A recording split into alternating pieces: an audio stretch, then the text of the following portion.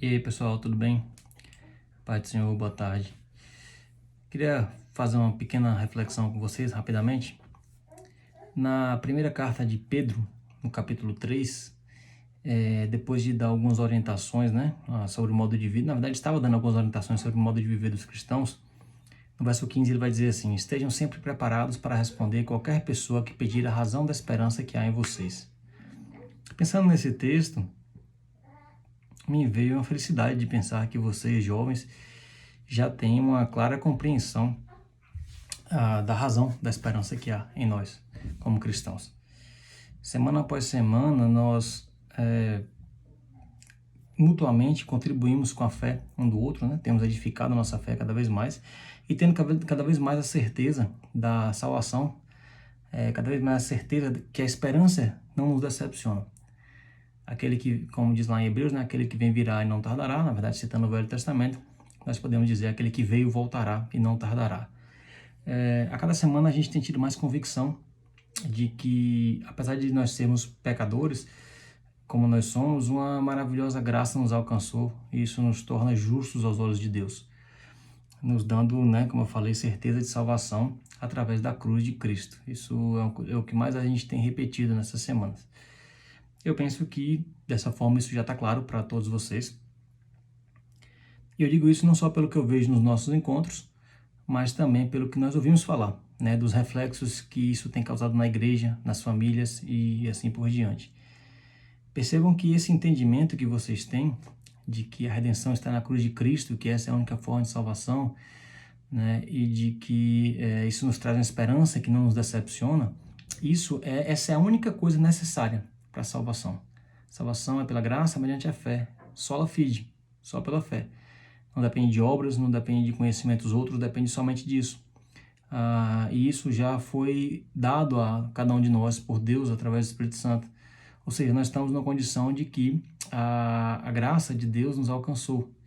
Claro que essa graça nos alcançando, nos dando essa convicção, necessariamente gera uma mudança de atitude, uma mudança de vida. Nós vamos viver cada vez mais de forma piedosa, de forma fiel a Deus, sendo fiéis a Deus, fugindo do pecado, buscando a prática das boas obras que Deus já tinha destinado para que andássemos nelas, como ele fala em Efésios. Infelizmente, às vezes cometendo alguns pecados, mas nos arrependendo graças à ação do Espírito Santo.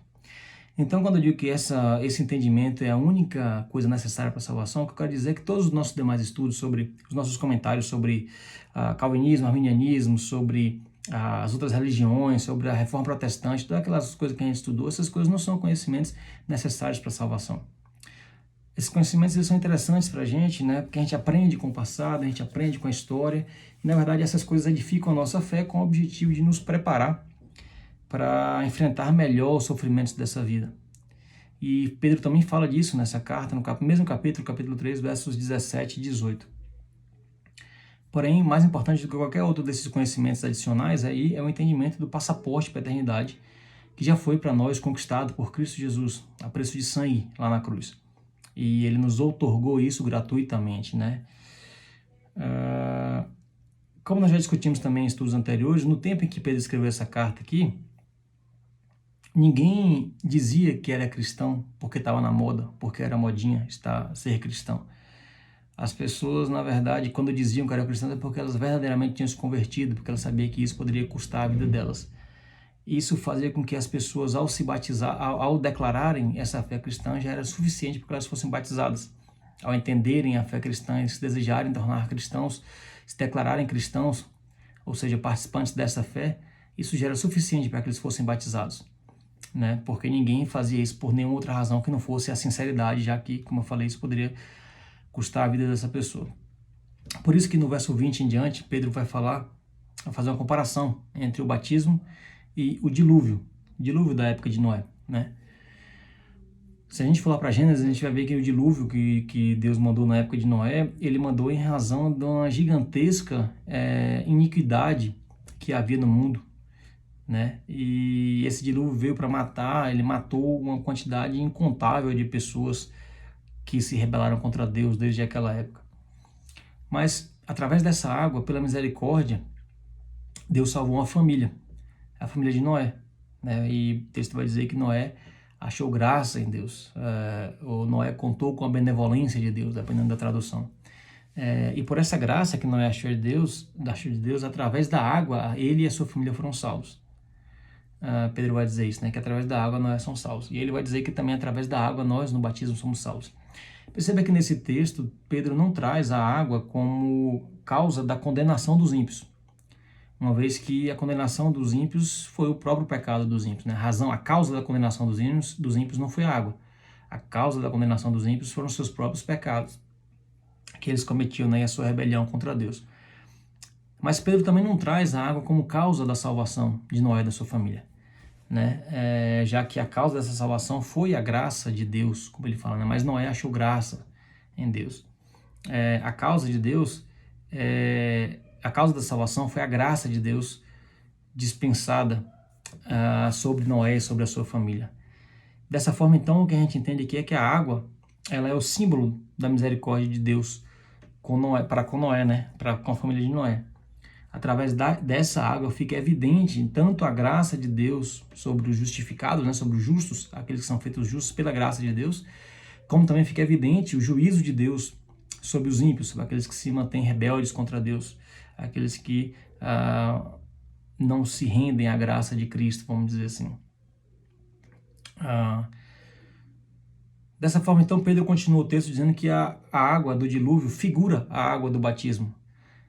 Ou seja, fala sobre a água do batismo, vamos dizer assim. E o objetivo de Pedro é justamente dizer que a água do batismo é o símbolo da misericórdia de Deus para com aqueles que são salvos em Cristo Jesus. O símbolo da misericórdia de Deus sobre a vida daquele que está sendo batizado. Uma vez que essa pessoa está pronta para responder a qualquer um que perguntar a razão da sua fé, a razão da esperança que há nele, e se ele está pronto é por conta de uma compreensão da misericórdia exercida por Deus através da cruz de Cristo, uma vez que isso é verdade na vida de uma pessoa, e essa pessoa já tem a certeza da sua salvação, então o batismo ele é o símbolo público dessa fé, essa fé que já significa salvação. E nós vamos lembrar daquelas pessoas da época de Pedro, quando eles exerciam uma fé sincera, ou melhor, quando eles recebiam de Deus uma fé que já era sincera, uma fé que gerava neles a compreensão da salvação, uma fé que gerava neles a certeza do sacrifício de Cristo como eficaz para a salvação, isso já era suficiente para que eles demonstrassem publicamente que agora eram parte dessa fé, eram parte desse corpo. Isso não mudou para os dias de hoje. O que mudou é que muitas pessoas demoram de ter a compreensão sincera dessa fé. Às vezes vão por modinha, às vezes vão por influência de pai ou de mãe, às vezes vão por influência de um ou de outro, mas quando essa fé é sincera, essas pessoas então desejam publicamente declarar que são parte do corpo de Cristo. Então a água do batismo, ela não purifica a sujeira do corpo, como diz Pedro nesse texto. Ela não tem poder especial nela mesma. A água do batismo, ela é a simbologia pública da aliança com Cristo, da nova aliança entre Deus e os homens através de Cristo, através do fio do sangue de Cristo que religa o homem a Deus. Esse é o significado do batismo. O que eu desejo com isso, com essa breve mensagem, é encorajar aqueles que desejam ser batizados na próxima oportunidade, para reforçar em vocês o significado de tudo isso. É uma declaração pública de que o sangue de Cristo religa você com Deus, que você entende que esse sangue é suficiente para religar você a Deus, e que dessa forma você declara publicamente ser corpo de Cristo. Assim sendo, eu vos encorajo a manter essa fé, eu vos encorajo a realizar o batismo, se esse for o desejo de coração de vocês, se essa for a convicção sincera que há no coração de vocês, dizendo que não há necessidade de mais nada para que vocês sejam o corpo de Cristo. Apenas entender, compreender verdadeiramente que a cruz de Cristo é mecanismo de salvação para a sua vida. É a forma, o ápice da manifestação da graça de Deus sobre você. E é uma esperança que não decepciona. É uma esperança que não decepciona. Se você entende isso, sinta-se encorajado para se batizar. seja bem-vindo ao corpo de Cristo, não que você já não era antes. Perceba que o batismo, não, como o Pedro falou, não é a água do batismo que torna você membro do corpo, e sim a regeneração do seu coração, e sim a purificação dos seus atos, e sim a compreensão da salvação, que é Deus que otorga a você. Não é nenhum líder, não é nenhum pastor, não é ninguém, é Deus que otorga a você. Sinta-se então privilegiado por receber essa graça. E se assim você quiser, demonstre publicamente, através da água do batismo, a simbologia que separa o ímpio do justo, assim como foi na época do dilúvio. Então, que você entenda o significado, a extrema importância do seu ato ao declarar publicamente que você agora é corpo de Cristo. E que, apesar disso já ser causa suficiente para a sua salvação, né? Não o seu ato de se batizar, mas a razão pela qual você está sendo batizado, que é a revelação de Cristo em seu coração, mesmo assim, nós prosseguiremos dia após dia, edificando a nossa fé mutuamente, para nos tornarmos mais limpos diante de Deus, para praticarmos boas obras, para sermos corpo, para semearmos este amor que nos alcançou. E assim, vivermos de modo digno da esperança pela qual nós somos chamados. Amém? Que Deus os abençoe, que Deus os encoraje ainda mais nesse ato. E eu digo que eu estou muito feliz pela manifestação de alguns de vocês que desejaram se batizar. E se houver alguma dúvida ainda sobre esse assunto, eu me coloco à disposição para esclarecer, para vos encorajar ainda mais e para tornar isso uma compreensão cada vez mais clara, se assim Deus permitir que a gente faça. Amém? Deus abençoe a todos. Parabéns pela decisão daqueles que vão fazer isso.